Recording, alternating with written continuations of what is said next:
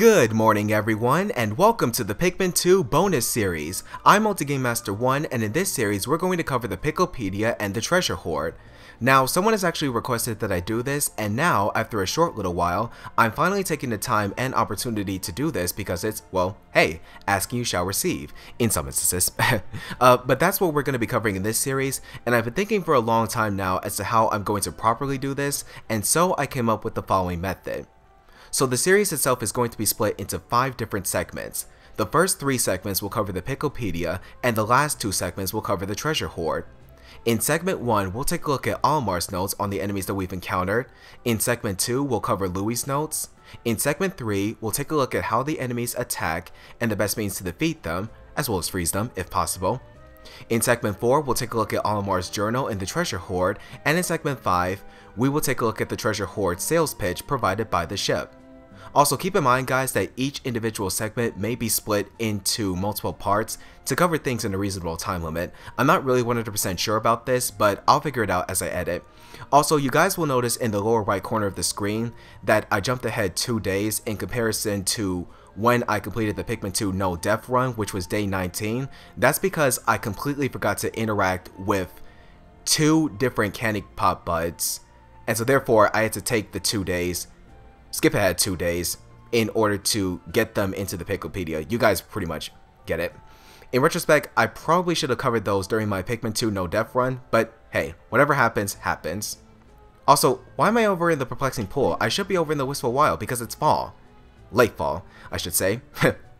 But with all of that said, let's go ahead and get things started. Piklopedia.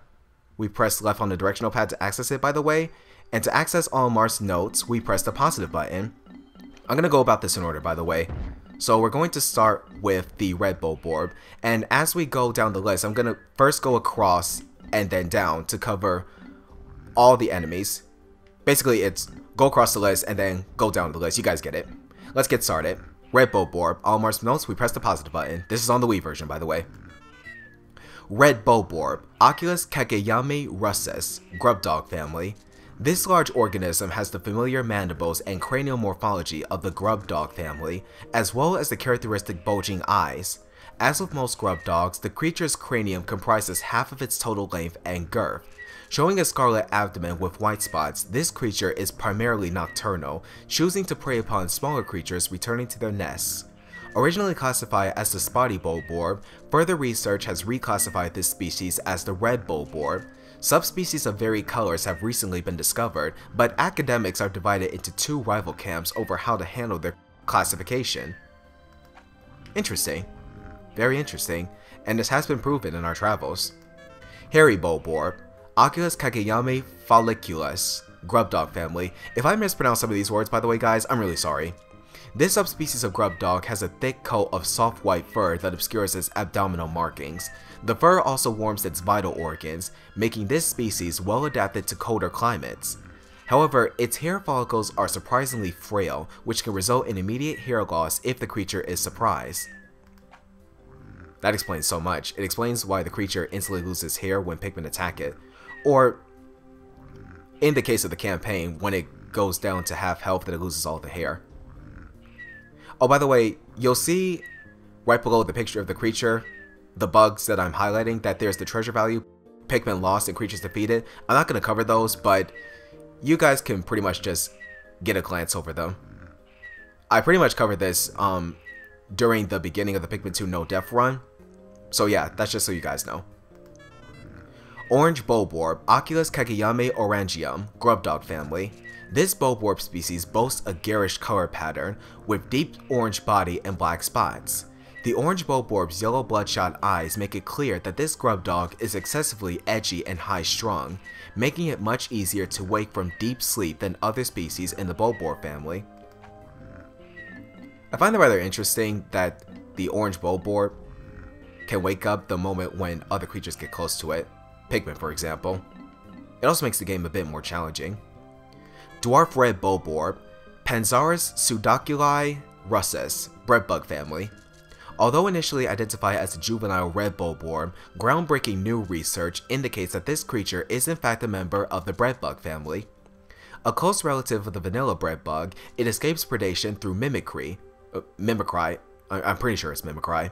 Unique adaptation of the red bulb orb's crimson coloration allows the species to safely commingle. Such effective adaptation and obfuscation by a prey species is rare, indicating this clever creature is a master of mimicry. Okay, next up, Snow Bulb Orb. Can I just say, by the way, guys, that as I'm reading all of this, my throat is starting to become dry. I don't have a bottle of water with me, but I don't know. I'll see what I can do about the dry throat situation. Maybe I'll take a break in between segments and get a bottle of water just to take care of that situation. Panzarus pseudoculi frosticus, breadbug family. Like the Dwarf Red Bulb Orb, the Snow Bulb Orb is a member of the breadbug family that seeks to survive through imitating the appearance and behavior of a bulb orb. Its pale coloration and blue spots make for easy identification. In particular, this organism mimics the hairy bulb orb, but it is of course unable to grow the hair that gives the hairy bulb orb its name. However, as the hairy bulb orb has been known to lose its hair in certain circumstances, the Snow Bulb Orb is an effective mimic that is often mistaken for a member of the same species. You know, I find it rather interesting that these bulb orbs are closely related to bread bugs. It's very interesting indeed. Dwarf Orange Bulb Orb, Panzarus pseudoculi orangeum, breadbug family. Just as Dwarf Red Bulb Orbs mimic the appearance of red bulb orbs, it was theorized that an orange bulb orb mimicking variant must also exist. Recent fieldwork has confirmed this theory. Alright, moving on. I hate you so much. Spotty Bulbear, Oculus terribilis doticum, grubdog family. A mid-sized subspecies within the grubdog family, the spotty bulbear's unique feeding habits set it apart from other grubdogs. The spotty bulbear patrols a set path searching for prey, instead of passively feeding on creatures that wander into a limited territorial range. When entering bulbear habitat, it is wise to proceed with extreme caution until the bulbear's patrol path can be clearly identified. It should also be noted that this creature never sleeps. Of course, that contradicts the idea in Pikmin 1, but let's just say that the spotty bulbear has evolved so that it constantly stays awake in its patrol route. Next up, Dwarf Bulbear. Oculus terribilis, grubdog family. A grubdog larva in its third stage of development, this creature's body structure is nearing maturation. However, unlike mature bulbears, it is yet to claim its own patrol route, and thus is dependent upon its parent for guarding direction. I can see them being a bunch of dependent fellas. Still, gotta hate them. Bulb Orb larva, oh my god, I hate you so much. You're even worse than the bulbears. Bulb Orb larva, Oculus bambini, grubdog family. As its name implies, this creature is a bulb orb in an early stage of development. Its distinct bulb orb coloration has yet to appear, but it already exhibits other uniquely bulb orb characteristics. It is capable of hunting nourishment independently without the help of its parents. Very fascinating. So pretty much they could just go their own ways to search for food. I find it rather unfair that when Pikmin get caught in its jaws, within about a second or less, the Pikmin die. So caution should be exercised around them. Firey Bullhog, Oculus volcanus, grubdog family. Bodily excretions of a highly flammable waxy substance interact with the cell structure of this grubdog's skin, causing a chemical reaction that produces extremely high temperatures. The skin benefits from a spongy cell structure that diffuses the surface heat, protecting the creature's inner organs. Due to the astonishing amount of heat produced by this beast, it should be observed with great caution. Biological and chemical science. Isn't it wonderful? Especially in the field of nature. Hostile nature such as this planet, whatever it is. Water Dumpo. Ichthyosa felinis. Gosh, I'm sorry. Grubdog family. A resident of freshwater pools and marshes, this aquatic creature regularly feeds on insects that land on the surface of the water. It shares a nearly identical skeletal structure with its close relative and terrestrial cousin, the bulb orb. Really? That's interesting. That's very interesting. This may offer clues to its evolutionary origin and suggest that it only recently emigrated to an aquatic habitat. Ah, my favorite. Bulbman. Parasiticus pigmenicus, Pikmin family. Seriously, it's a member of the Pikmin family, but they look like a bunch of bulb orbs. Of course, then again, to be fair, they do have a bunch of leaves on their heads, or just one leaf. Sorry, a bunch of leaves. Meant to say that they only have one leaf. You guys get it? I'm just considering the group. Moving onwards. Sorry, I kind of choked a bit there. This loathsome creature is in fact a parasitic form of Pikmin that has infected a Bulb Orb. Unlike Pikmin that nest in Pikmin onions, this parasitic relative spends its life inside the body of a host, usually a Bulb Orb. Juveniles fall in line and mimic the actions of their parent until maturing to full independence. By burying its root-like limbs into the nervous system of the host Bulb Orb and infusing it with natural hormonal excretions, the Bulbman is able to control virtually all of the host's bodily functions. However, the host's voracious appetite seems impossible to suppress. Yeah, because they still go after Pikmin. Well, only the big one does, not the little ones, they just fall in line. Firey Bullhog, Sus Draconus, Bullhog family. This creature expels a volatile phosphorus compound from its snout that combusts upon contact with air. This fire-breathing ability is dependent upon the air-to-fuel ratio at its mouth, catalyst reaction within the expelled compound, and purification of the compound. Thus, it is highly unlikely such a complex process could cause the spontaneous explosion of a fallen Blow Hog. This process is also perhaps to avoid risk of spontaneous combustion in the belly of a live specimen. However, one should still treat a Firey Bullhog with great care, even after its life functions have ceased. Okay, Watery Bullhog. Sus Lugians, Bullhog family. A variant subspecies of the Firey Bullhog, the Watery Bullhog lacks several of the dominant genes necessary for the production of fire-producing catalysts, and thus expels jets of the non-flammable liquid. I'm pretty sure that's water. This subspecies appears to have only recently evolved. However, the hereditary traits of this variant are dominant and highly robust, so its population is rapidly increasing. Good for it, I suppose. Armored Cannon Beetle larva. Gradidus chuckalinae, Lithopod family. This specimen is a lithopod larva. This expedition was unable to confirm the existence of any mature lithopods, leading to concerns that the species was extinct on this planet, but the discovery of the creature in larval form eased such concerns. Lithopods, like flint beetles, use internal metabacteria to aid chemical digestion. These metabacteria can only survive in certain environments, such as within the body of certain insects, so lithopod larvae do not contain any metabacteria immediately after hatching. Larvae feed on partially digested or regurgitated by mature lithopods, ensuring the larvae obtain metabacteria they would not normally have acquired. Sorry, kinda messed up there pronouncing metabacteria. Decorated Cannon Beetle. Gradidus decorum, Lithopod family. This creature is the larval form of a cannon beetle variant known for a diet consisting entirely of eating stones. The decorated cannon beetle favors stones with high iron content, which contributes to its brilliant red torso. It is rather bright red. Makes it rather cute and adorable. Fascinating even. The stones these creatures launch are wrapped in a powerful magnetic field, which causes the stones to stray from their launch trajectory when other objects with high metal content, such as spacesuits, are nearby. Extreme caution is recommended for explorers wearing steel-plated armor in close proximity to this fearsome creature. This was demonstrated before. The type of bolters that they fire, they magnetize to the spacesuits, and if Olimar and Louie are not careful, they can take damage by easily getting flattened.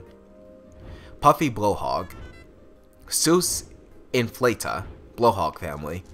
This species of Blow Hog uses internally generated hydrogen to inflate a flotation bladder and hover above the ground. The creature's electrified pulse creates a sash of color that flows along the surface of its body, making it a particularly beautiful Blow Hog species. Precisely how it is able to internally stabilize its highly explosive hydrogen and simultaneously generate electricity remains a mystery. The Puffy Bullhog blows leaves and grass around to eat the insects underneath. Oh wait, actually I want to stop for a bit. If it's true that it produces electricity, then why is it that other Pikmin can attack it when it's a known fact that red, blue, purple, and white Pikmin can die from electricity? I don't know, maybe I'm just looking at it wrong. And also, so the main reason as to why the creature blows grass around is to just eat bugs? How's that even possible? Does it just suck it up or something? It's a mystery. It is definitely a mystery. It maintains mid-air buoyancy by using its fins and releasing air through blowholes. This enables it to float effortlessly even in the breeze. In times of danger, the Buffy Bullhog can decompress its flotation bladder for a rapid escape from predators. Oh my god, I hate you so much. Withering Bull Hog, Sus decrepitia, Bullhog family. The Withering Bull Hog is a close relative of the Puffy Bullhog, but its breath is significantly weaker. However, its breath does contain a petal withering plant hormone that causes flowers to instantly lose their petals. Although its breath has not been studied in detail, analysis of the chemical compounds involved hold great promise for the biotechnology sector. And that's why I hate Withering Bullhogs, because whenever a Pikmin fall victim to it, by its breath, I mean, they instantly lose their leaves and go back to leaf form, which is rather unfair. Gatling Groig, oh my god, another creature I hate so much. Mechapod calibursi, unknown family. This beastly predator's aggressive ejection of high-speed projectiles makes it one of the most fearsome creatures in the ecosystem. Its body seems to comprise of both biological and mechanical components, and represents one of the most evolutionarily advanced specimens ever observed. The chamber within its torso gives it rapid-fire biopellet launch capabilities. What appears to be a tail fin. What appears to be a tail fin, I'm sorry I read that incorrectly, is in fact the base of its counterweight and ammunition cylinder, so immobilizing this appendage will prevent the groin from attacking, at least in theory. Confirmation of this suspicion remains elusive, as nobody has volunteered to test it. I wonder where exactly he gets the explosive pellets. Iridescent Flint Beetle. Pili envelopens, Flint Beetle family. Flint beetles are nocturnal, choosing to hide in the grass by day and stay active at night. These creatures keep undigested food pellets in their stomachs to sustain them through winter, but given the right stimulus, they will spit them out. That explains why when you throw Pikmin on top of them, they just spit out the goods, such as pellets and nectar. Recent research has revealed that these pellets are enveloped in a membrane that seals and preserves them in a sterile, airtight environment.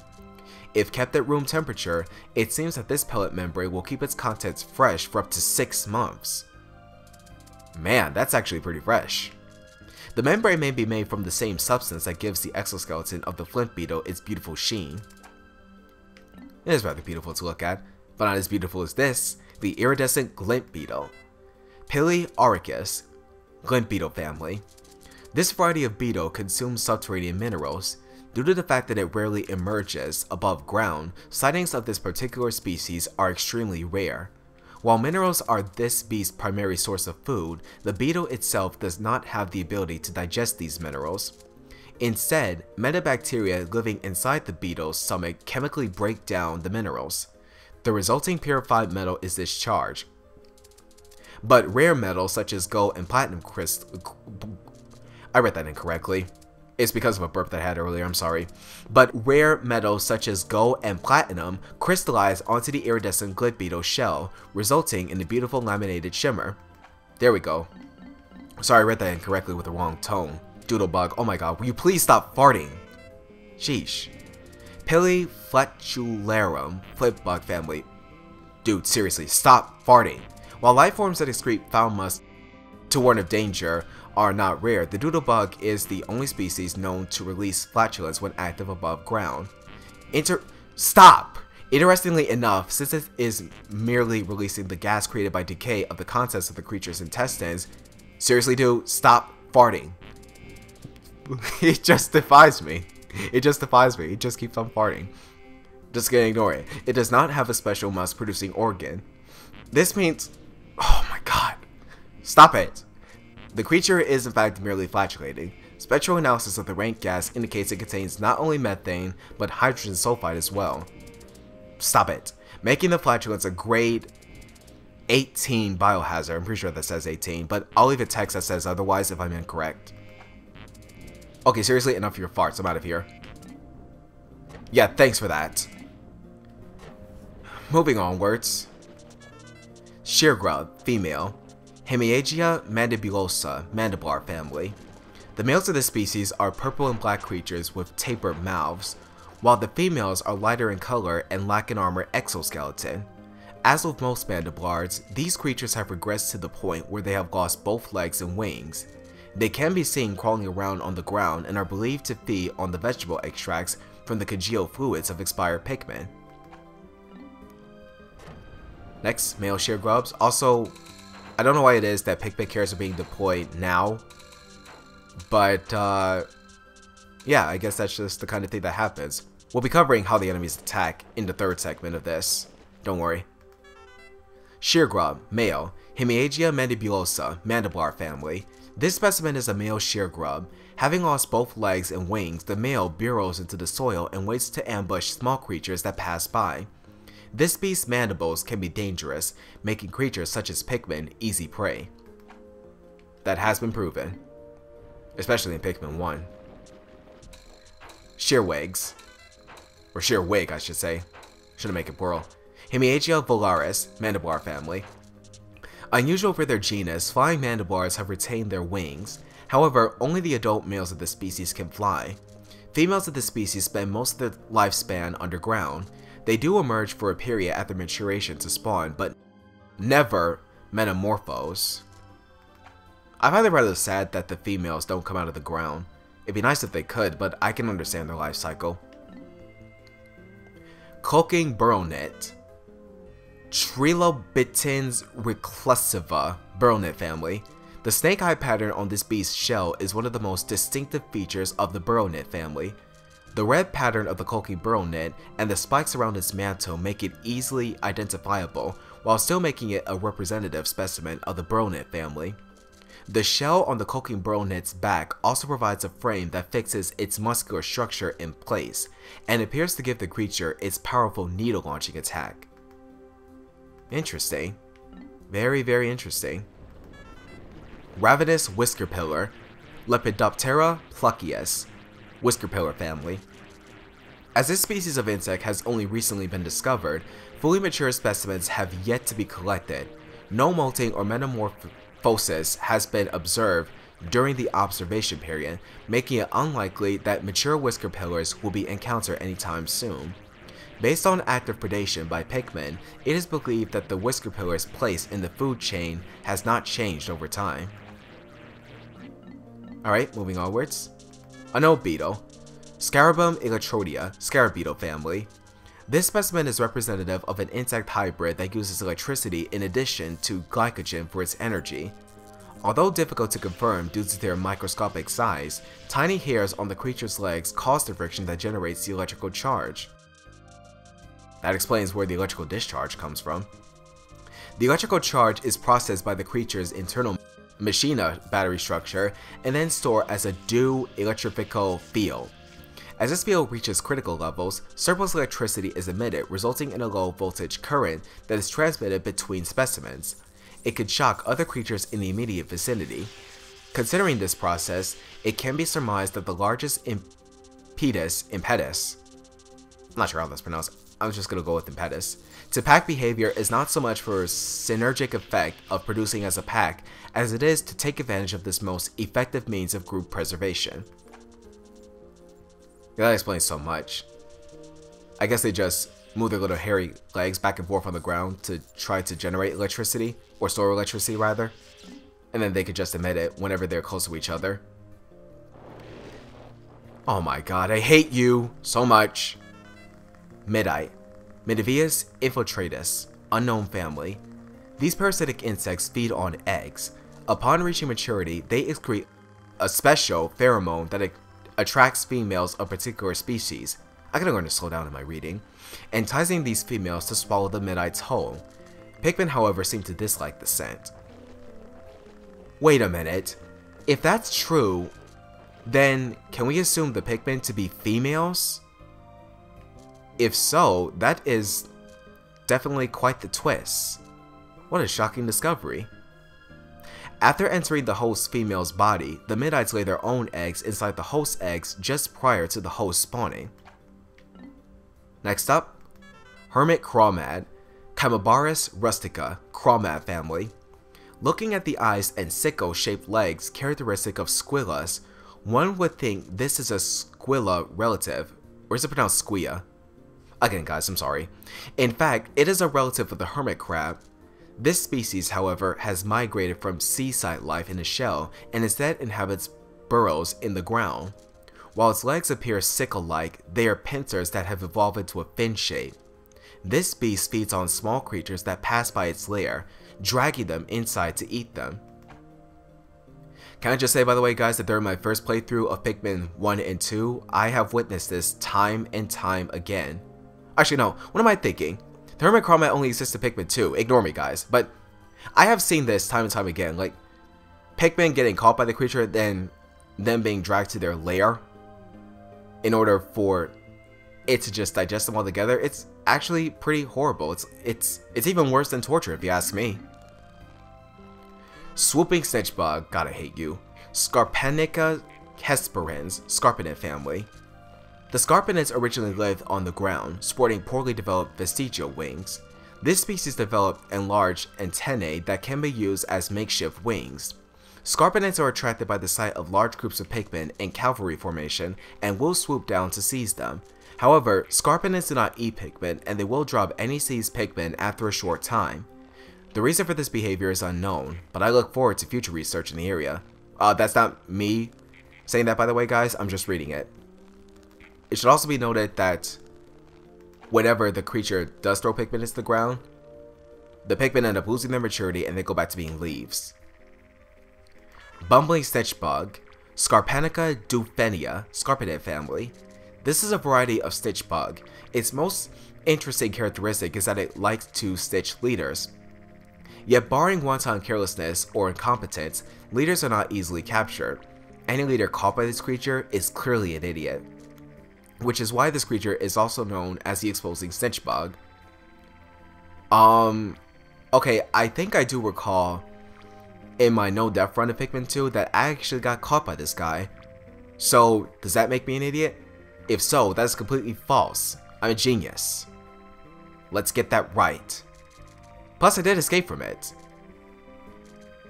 Moving on. There are several known varieties of stitch bugs, but research has stagnated despite it being such an interesting species.